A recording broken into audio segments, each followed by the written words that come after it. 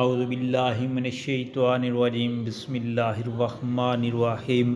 السلام علیکم پیارے بہن بھائیوں، اللہ پاک سے دعا ہے آپ کو صحت و تندرستی اور آپ کے رزق میں کشادگی اور برکت عطا فرمائے، آمین یا رب العالمین۔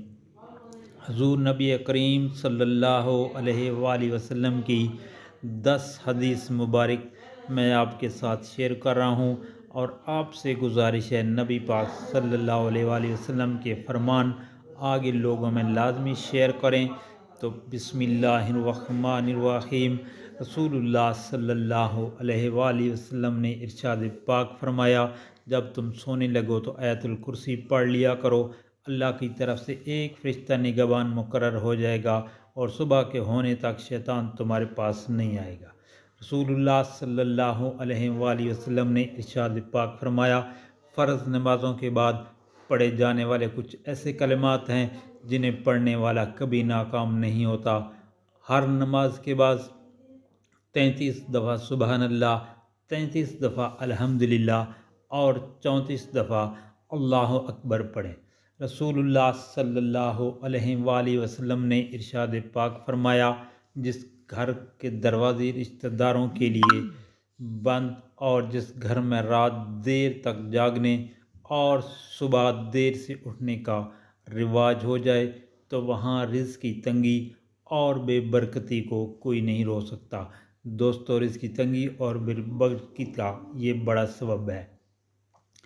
نبی پاک صلی اللہ علیہ وآلہ وسلم نے ارشاد پاک فرمایا، قبروں کی زیارت کیا کرو کہ تمہیں آخرت یاد رہے گی، اور مردوں کو غسل دیا کرو کیونکہ بے جان جسم کو چھونے سے نصیحت حاصل ہوتی ہے، اور نماز جنازہ ادا کیا کرو کہ شاید یہ عمل تمہیں غم زدہ کر دے، اور غمگین لوگ اللہ عز و جل کی رحمت کے سائے میں ہر بھلائی لوٹ لیتے ہیں۔ دوستو، بہت ہی پیارا فرمان حضور نبی کریم صلی اللہ علیہ وآلہ وسلم نے ارشاد پاک فرمایا، جب ایک نوجوان توبہ کرتا ہے تو مشرق سے مغرب تک کے قبرستانوں میں سے 40 دن تک کا عذاب ہٹا لیا جاتا ہے۔ رسول اللہ صلی اللہ علیہ وآلہ وسلم نے ارشاد پاک فرمایا، جس نے سورہ اخلاص کو پڑھا حتیٰ کہ 10 مرتبہ پڑھ لیا تو اللہ تعالیٰ اس کے لیے جنت میں ایک محل تیار فرماتا ہے۔ دوستو، سورہ اخلاص کی بہت بڑی اہمیت ہے۔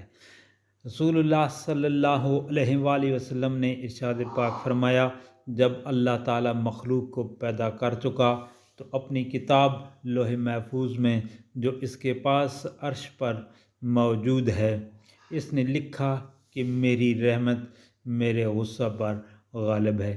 دوستو، اللہ پاک کی بہت بڑی رحمت ہے، اس سے طلب کرتے رہنا چاہیے۔